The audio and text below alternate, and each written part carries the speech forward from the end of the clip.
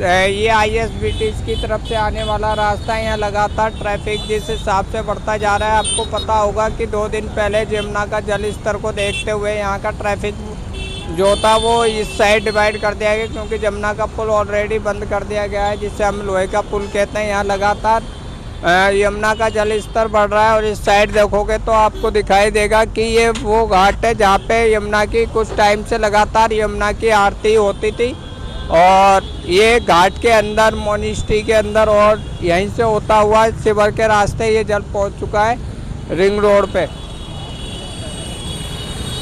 तो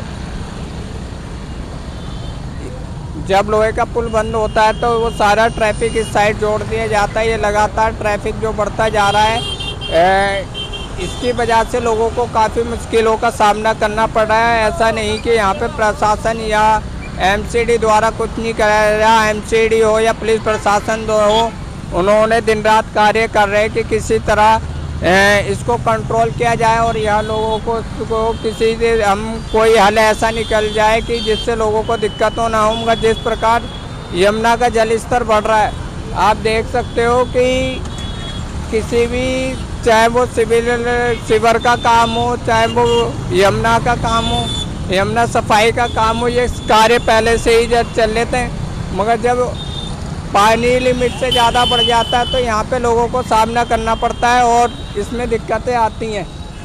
आइए हम बात करते हैं भाई साहब से। क्या नाम भाई साहब आपका? हम इनसे बात करेंगे और इनसे जानेंगे। क्या नाम भाई साहब आपका? गौरव है। गौरव भाई साहब, आप कहाँ रहते हो? जी हम शादरा में रहते हैं। शादरा? हाँ जी। तो भाई साहब, ये यमुना का जल स्तर जो बढ़ा है, इससे आपको कितनी मुश्किलों का सामना करना पड़ रहा है? देखिए, मेरा तो ये रूट है, तो इस रूट में इतना जाम लगता नहीं है, तो इस वजह से इतना तो दिक्कतें नहीं है। पर जो लोहे वाला पुल है जैसे बंद हो गया है, और ये सब जो पानी जो बढ़ रहा है ना, मेन कॉज यही है कि भाई आपकी ग्लोबल वार्मिंग बढ़ रही है, उससे ग्लेशियर पिघल रहे हैं। जब ग्लेशियर पिघलेंगे तो ऑलरेडी पानी आएगा ही आएगा, और ये सारी नदियों का जलस्तर हर बार बढ़ता ही जा रहा है, तो इस बार भी ये बढ़ गया है।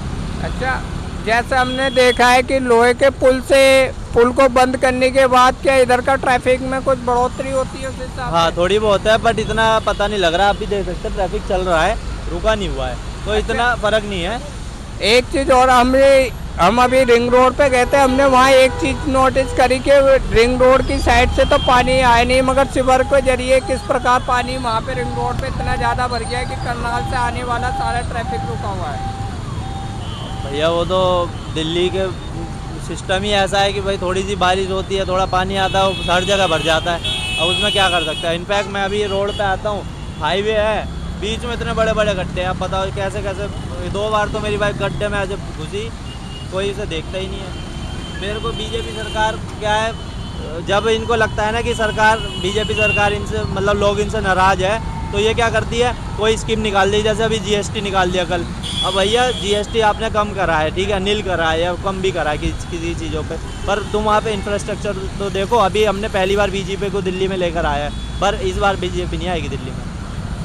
तो आप देख सकते हैं गौरव जी द्वारा हमें बताया गया कि किस हिसाब से पहले से तैयारियां रहती हैं, और यहाँ ट्रैफिक का तो बढ़ना जायज़ है, क्योंकि सरकार कोई भी हो, चाहे बीजेपी हो, कांग्रेस हो, आम आदमी पार्टी हो, ये सावन का महीना ऐसा होता है कि ग्लेशियर पिघलने की वजह से और हर जगह आप देख सकते हो कि जल स्तर बढ़ा हुआ है। तो ये इसमें कोई आम चीज़ नहीं है, हर सरकार को ऐसी मुसीबतों का सामना करना पड़ रहा है। हम केजरीवाल जी के टाइम पे भी देख चुके हैं कि यहाँ पे जिस प्रकार रिंग रोड से छोटा हुआ पानी लाल किले पर वहाँ तक पहुँच गया था, इसी प्रकार आज भी लोगों को सामना करना पड़ रहा है। मगर कोशिश यही की जा रही है कि ज़्यादा से ज़्यादा इसका सुधार किया जाए, और लोगों को लगा है कि इसमें पहले से सुधार हो रहा है, मगर कुछ लोगों को ऐसा लगता है कि सरकार काम नहीं कर रही। तो ऐसा नहीं है, इसके पहले से तैयारी करनी ज़रूरी है।